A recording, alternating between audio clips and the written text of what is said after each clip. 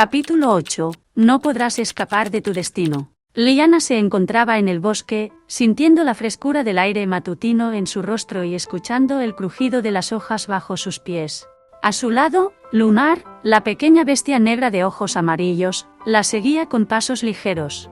Había pasado más de un día desde que la joven se había fugado del castillo Stormride, y ahora, a medida que el sol ascendía en el cielo, Liana empezaba a sentir el peso de su decisión. El hambre rugía en su estómago y el cansancio hacía que sus pasos fueran cada vez más vacilantes. Lunar, percibiendo el estado de su amiga, lanzó un gruñido bajo, como si intentara advertirle del peligro de seguir adelante sin rumbo ni provisiones. El sonido reverberó en el aire, profundo y casi paternal, sugiriendo con claridad que la mejor opción sería regresar al castillo. Liana, con el rostro sucio y el cabello desordenado, negó con la cabeza. Recordaba demasiado bien las paredes frías del castillo Stormride, las miradas despectivas de su familia adoptiva y la constante vigilancia que la hacía sentir como una prisionera.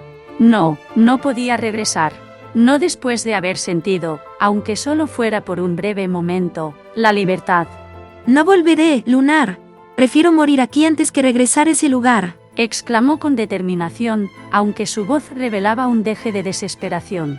Lunar, con sus ojos brillantes y expresivos, la miraba con preocupación. Liana avanzó unos pasos más, pero pronto su fuerza la abandonó. Se tambaleó y cayó de rodillas al suelo, sus brazos temblando por el esfuerzo. Lunar se acercó rápidamente a ella, sus movimientos eran dinámicos y ágiles. El cachorro emitió un fuerte rugido, un sonido tan potente que resonó a través del bosque, haciendo que los pájaros volaran asustados de sus perchas. Liana levantó la vista, con los ojos nublados por las lágrimas y el cansancio, y vio algo increíble. Una aura dorada, como la luz del sol atrapada en la niebla, rodeó a Lunar. El aire vibró con una energía desconocida y el entorno comenzó a cambiar. Los árboles y arbustos se difuminaron y retorcieron como si fueran meros reflejos en un estanque agitado. La magia de Lunar transformó el lugar en un parpadeo. De repente, el familiar jardín del castillo Stormride se materializó a su alrededor. Liana, atónita, se levantó tambaleante. Miró a su alrededor, reconociendo los setos bien cuidados y las estatuas de piedra que decoraban el jardín. ¿Qué acabas de hacer?, le preguntó a la bestia, quien le dedicó una mirada compungida. El asombro de Liana pronto se transformó en frustración y enfado. Miró a Lunar con ojos furiosos, y aunque sabía que su pequeño amigo solo quería protegerla, no podía evitar sentirse traicionada. No sé cómo lo has hecho, pero no debiste traerme de vuelta, gritó con desesperación. Su voz resonó en la quietud del jardín. Lunar gruñó, pareciendo indicarle que no había sido adrede. Espera, ¿no controlas tu poder?, susurró. ¿Qué eres, Lunar? Lunar la miró con sus ojos amarillos, llenos de una sabiduría que parecía superar su corta vida. Se acercó a ella, frotando su cabeza contra su mano en un gesto de consuelo. Aunque no podía hablar, sus ojos decían todo lo que necesitaba saber. Lunar sabía que el bosque, aunque libre, no era un lugar seguro para una niña sola y cansada. Liana se dejó caer en el suelo del jardín, sintiendo la suave hierba bajo sus manos. Las lágrimas corrían por sus mejillas mientras luchaba contra la realidad que la rodeaba. Su corazón latía con fuerza, una mezcla de rabia, tristeza y agotamiento. Lunar, no entiendes. No puedes entender lo horrible que es estar aquí, susurró, su voz quebrándose.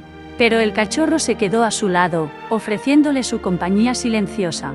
En el jardín del castillo Stormride, la tranquilidad fue interrumpida por el eco de las pisadas apresuradas de los guardias.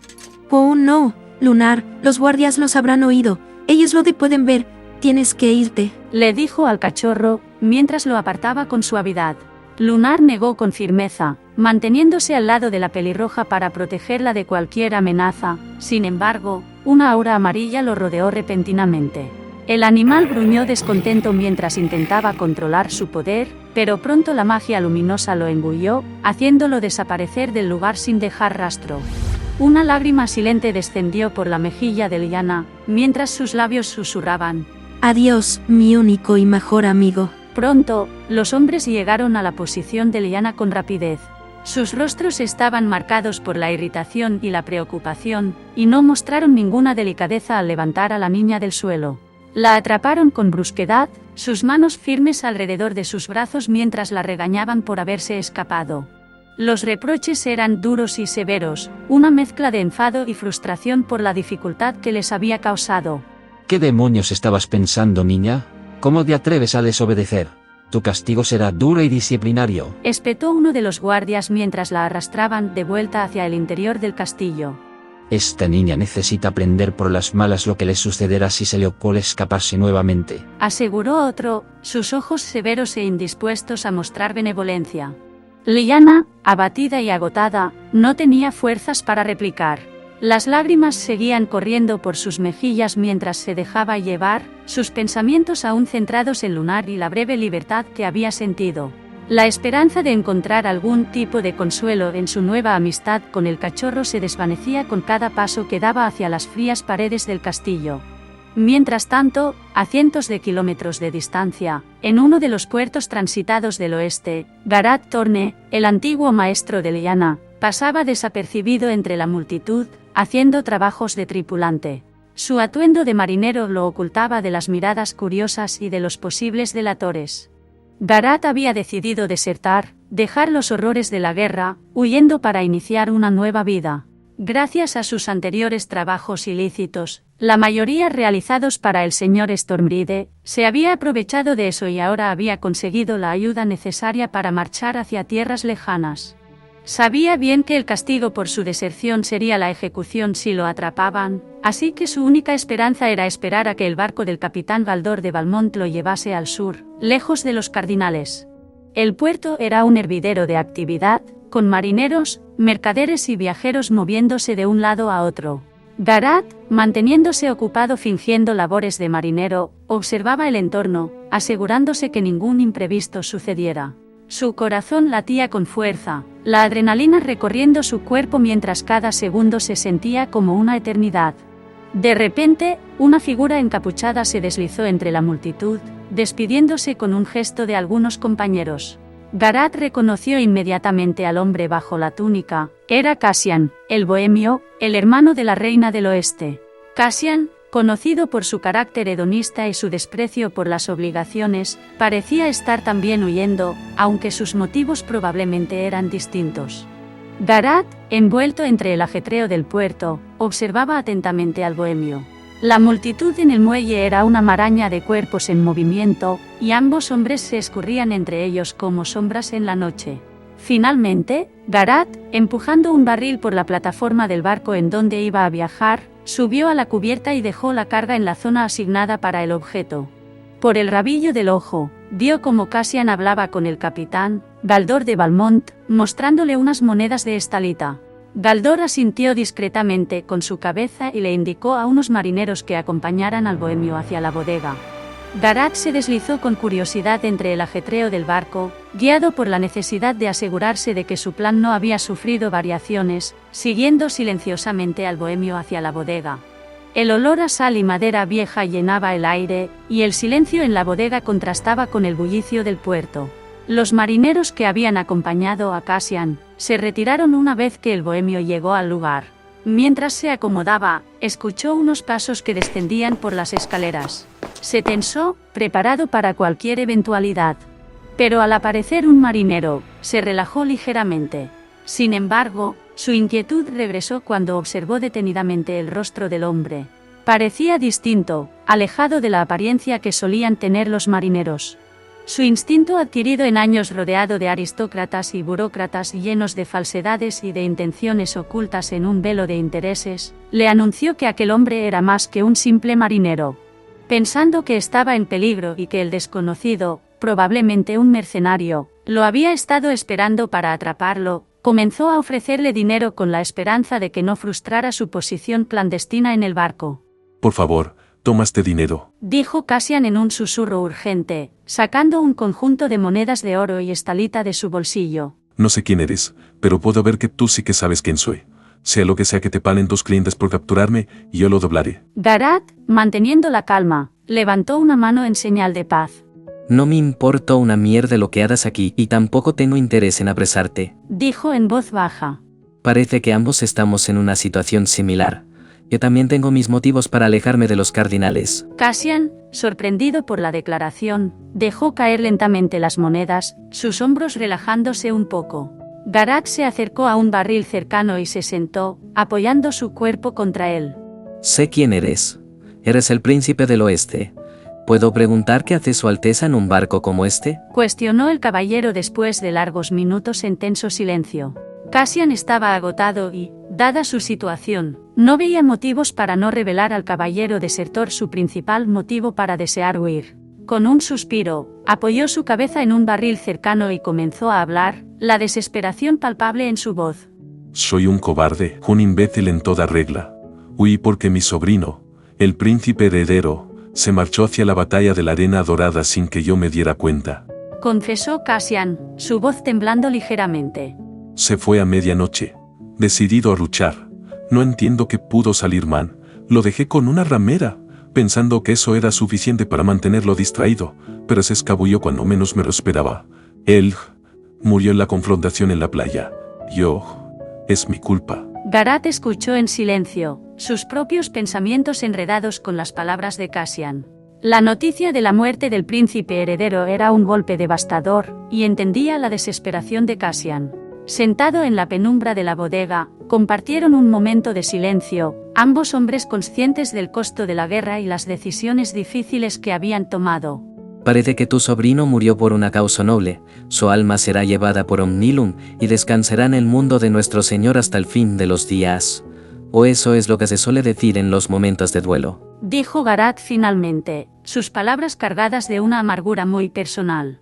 Pero, créeme, sé que nada de lo que puedan decirte te consolará. Pagarás hasta el fin de tus días por tus errores y el arrepentimiento te convertirá en un ser vacío sin emociones. Cassian, el bohemio, se recostó más contra el barril de madera, el peso de su culpa evidente en cada línea de su rostro. Respiró hondo, y su voz tembló mientras contestaba. Tenía la obligación, el deber, y yo prometí que mantendría salvo a mi sobrino. Comenzó Cassian, su tono sombrío y lleno de arrepentimiento. Era mi responsabilidad. Mi hermana, Elara, la reina del oeste, me encomendó esta tarea con la esperanza de que, manteniéndolo alejado de la guerra, él podría regresar a casa sano y salvo. Pero fallé. Permití que mis distracciones mundanas, el alcohol y las mujeres nublaran mi juicio y por mi culpa, por Omnilum, ¿qué he hecho? Cassian hizo una pausa, sus ojos llenos de pesar al recordar las noches de juerga y desenfreno en lugar de cumplir con su deber. No pude detenerlo y ahora está muerto. No me atrevo a regresar a casa. No puedo decirle a mi hermana que volví a descuidar mi cometido, y pensando que su hijo estaba distraído con una furcia, lo perdí de vista en el momento más importante. Sé que mi hermana nunca me perdonará, le fallé de la peor manera posible. Garat, escuchando en silencio, asintió con comprensión. Sabía lo que era vivir con el peso de la culpa y la desesperación. Tras un momento de reflexión, le sugirió una idea que podría ofrecerles una oportunidad de redención y paz. Entiendo. Tú no puedes regresar a tu reino, y yo tengo algo que hacer fuera del mío. Más concretamente en Erial. Comenzó, su voz segura y decidida. Podemos viajar juntos. Conozco una comunidad indígena que vive en Erial, en el sur del continente.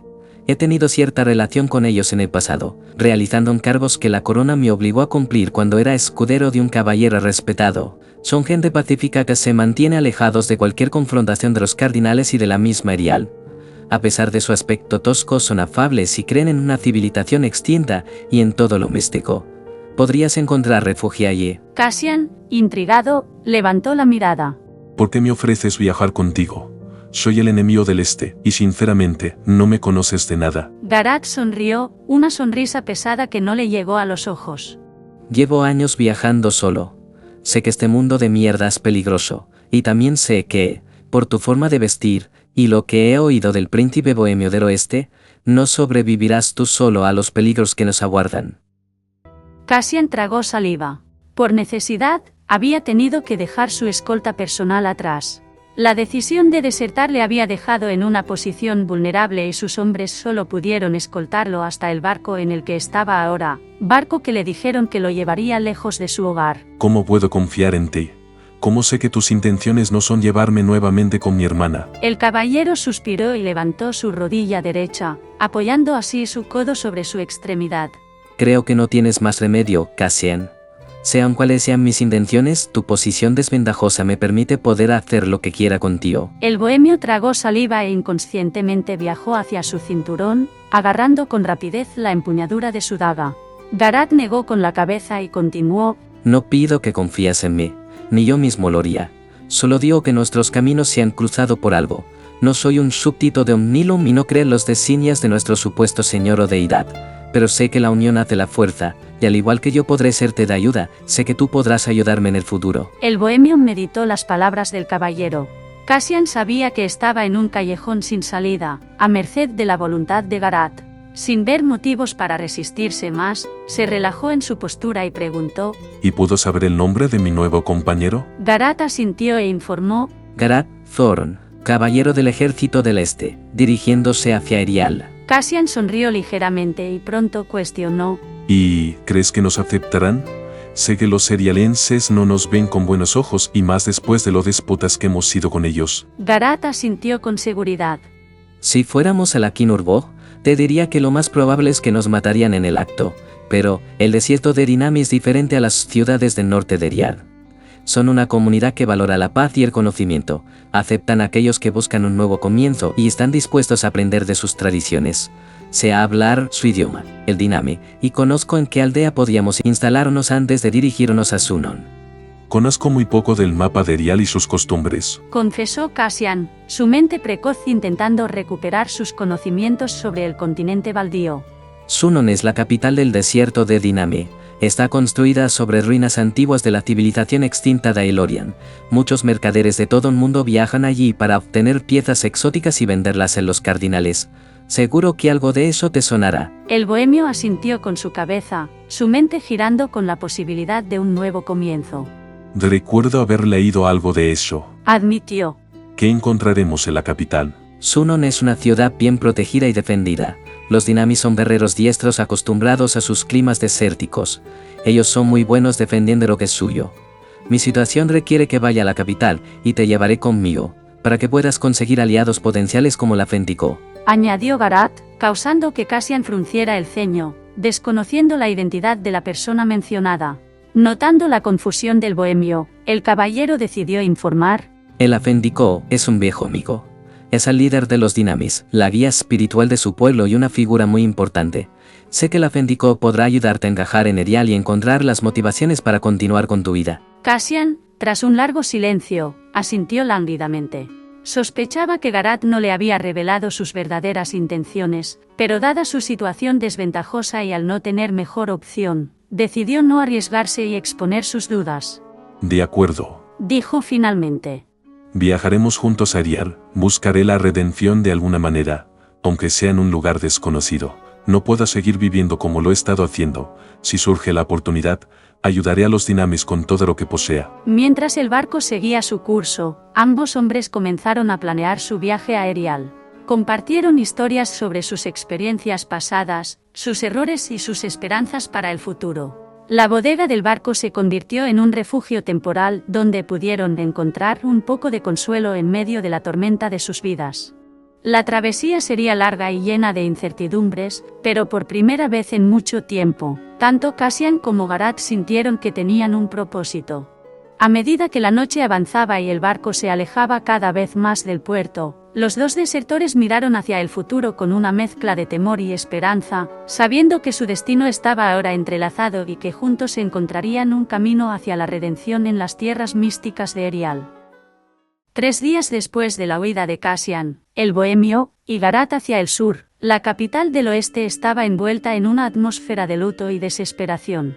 El castillo, normalmente un símbolo de poder y estabilidad, parecía haber perdido su brillo bajo el peso de la tragedia. En la habitación de la reina, el dolor era palpable. Elara Belmont, una mujer de gran fortaleza y elegancia, se encontraba ahora desmoronada, sus ojos enrojecidos y su rostro marcado por las lágrimas.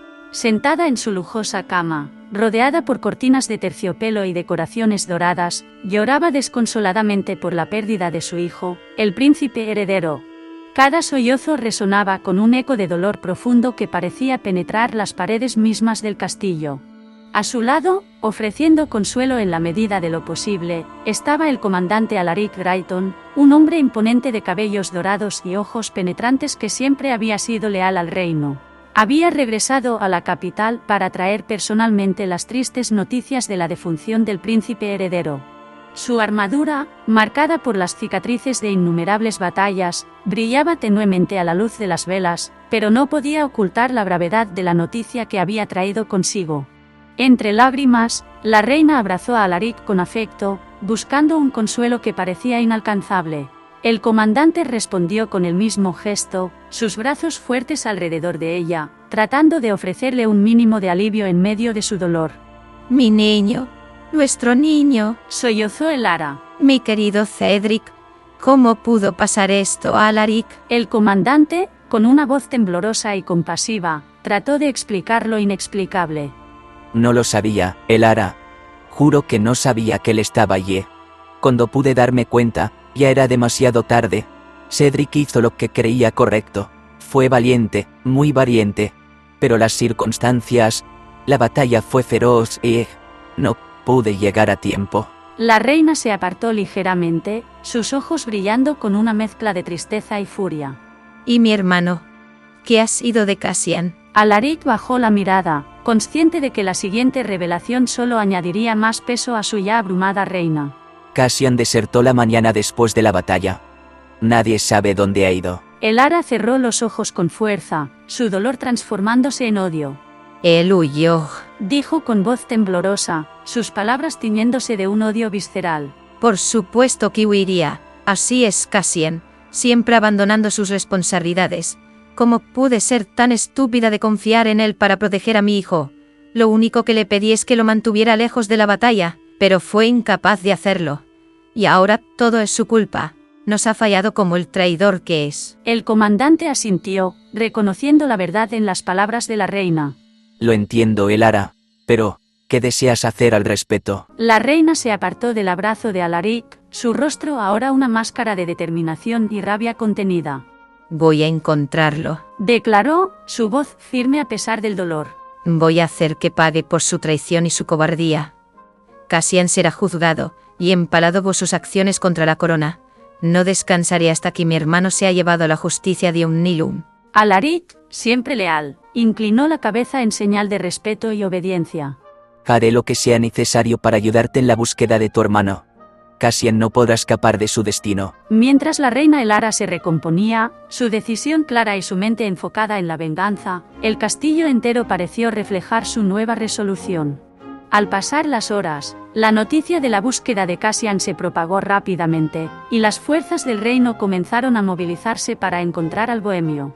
La tristeza que había envuelto el castillo se transformó en una determinación feroz, impulsada por la necesidad de justicia y la voluntad de la reina de restaurar el honor de su familia y de su reino.